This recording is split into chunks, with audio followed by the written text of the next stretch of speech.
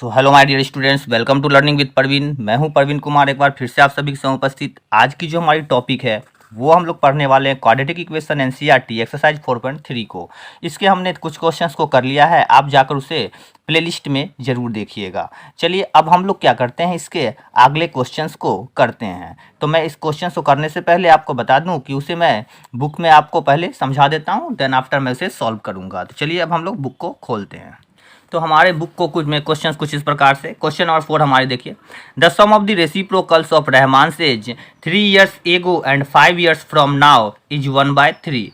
बोल रहा है क्या कि एक रहमान एक व्यक्ति है जिसके कि एज का रेसिप्रोकल का सम जो है वो क्या है 3 years एगो 3 साल पहले एंड 5 years फ्रॉम नाउ और अभी से 5 साल बाद जो सम होगा वो क्या हो जाएगी आपकी 1/3 हो जाएगी। तो फाइंड हिज परसेंटेज, तो इसके परसेंटेज को आपको फाइंड आउट करनी है। चलिए अब मैं इस क्वेश्चंस को आपको समझाता हूँ। क्वेश्चंस में कुछ इस प्रकार से दिया गया था, आपका ध्यान दीजिए। गिवन डेट आपकी जो क्वेश्चंस थी उस क्वेश्चंस में क्या टर्म आपको दिया गया था। सबसे पहले हमने गिवन डेट तो लिख लिया, लेकिन इससे पहले क्या होता है कि हमको कुछ टर्म्स मानना होता है। तो हम लोग इसे मान लेते हैं, let the percentage of Rahman की जो परसेंटेज है वो क्या है आपकी, वो है आपकी एक्स। परसेंटेज ऑफ रहमान जो थी वो क्या हो गई हमारी एक्स थी, तो मैंने उसे एक्स मान लिया। अब हम लोगों को क्या करना है कि कंडीशंस में अब आपकी गिवन डेट्स यहाँ पर अप्लाई होती है। जैसे कि टर्म्स में क्या क्या है कि 3 years now and 3 years ago and 5 years now. तो हम लोग करते हैं 3 years एगो रहमान की एज क्या हो जाएगी आपकी, रहमान एज।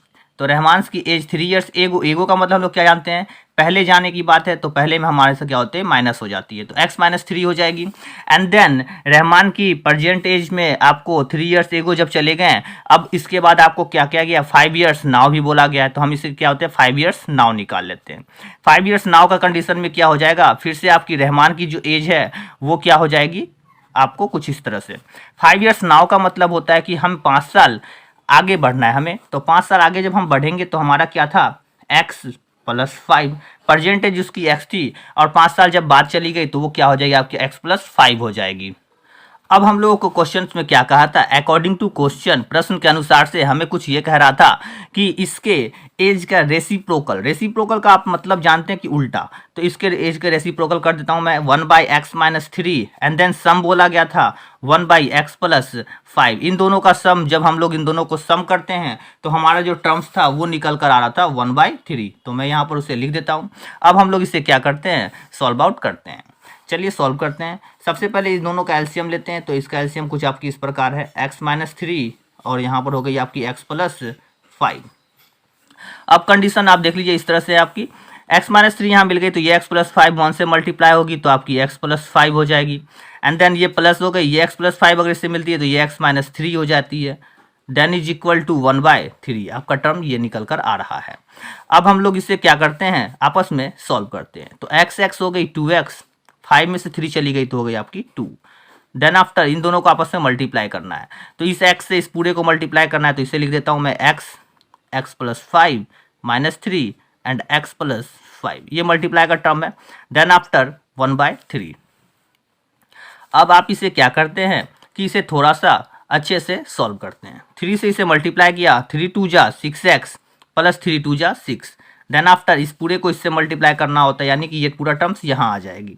तो x + 5 - 3 x + 5, ये क्रॉस मल्टीप्लिकेशन का टर्म है, इसलिए इसको इस तरह से मैं कर रहा हूँ। अब आप क्या करते हैं, इसे आपस में मल्टीप्लाई करते हैं, तो ये जिस तरह से था उसे उसी तरह से रहने देते हैं।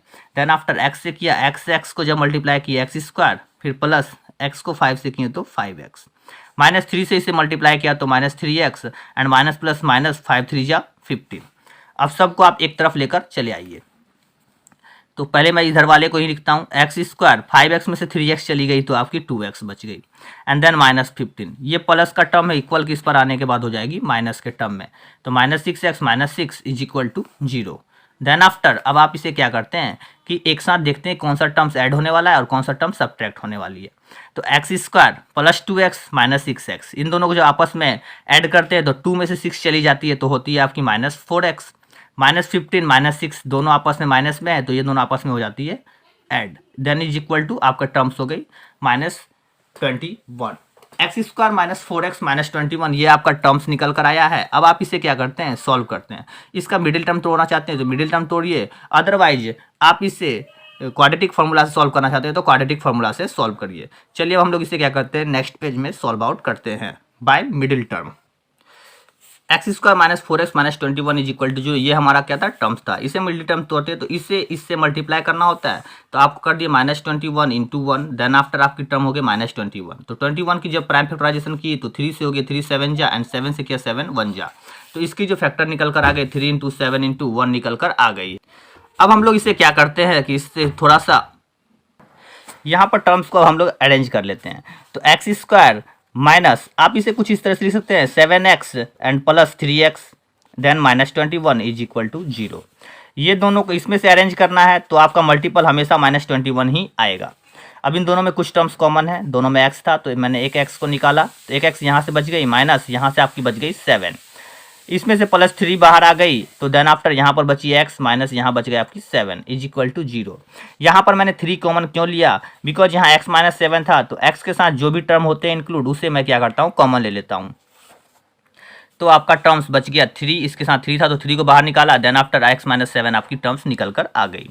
अब इन दोनों में देखिए x माइनस 7 दोनों में अवेलेबल है, तो x माइनस 7 को हम क्या करते हैं, यहाँ पे कॉमन ले लेते हैं। तो यहाँ से आपकी एक x बच गई और यहाँ से आपकी 3 बच गई, इज इक्वल टू 0 टर्म आ गई।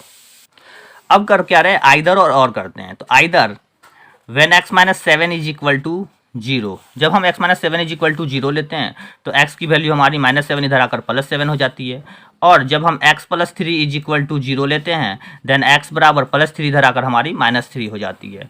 तो उसकी परसेंटेज जो होगी हमारी माइनस में बिल्कुल नहीं होती है, सो इसलिए इसकी जो वैल्यू होगी वो हमारी 7 हो जाएगी। तो परसेंटेज ऑफ रहमान क्या हो जाएगी, आपकी 7 हो जाएगी। तो यहाँ लिख देंगे percentage of Rahman is 7 answer. आशा करता हूँ ये क्वेश्चन आपको समझ में आ गई होगी। तो आज के लिए इतना ही, मिलते हैं कल एक नई वीडियो में एक नई एनर्जी के साथ। Okay bye.